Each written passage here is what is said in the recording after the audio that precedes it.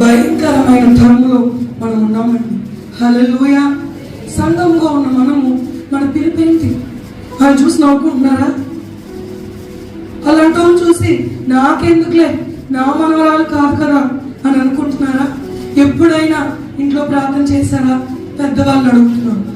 ఒకరు కాకపోతే ఇంకొకరు, లేకపోతే వీళ్ళు కాకపోతే వాళ్ళు అని అనుకుని జీవిస్తున్నారంటే వాళ్ళకి ఇంకా దేవుని గురించి తెలియలేదు.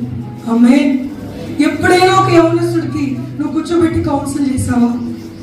ఎప్పుడైనా ఇప్పుడు చర్చిలో యవనస్తుల్ని కూర్చోబెట్టి నువ్వు ఒక మాట మాట్లాడావా? మాట్లాడవు. ఎందుకంటే మన బోల్డ్ పనులు ఉన్నాయి.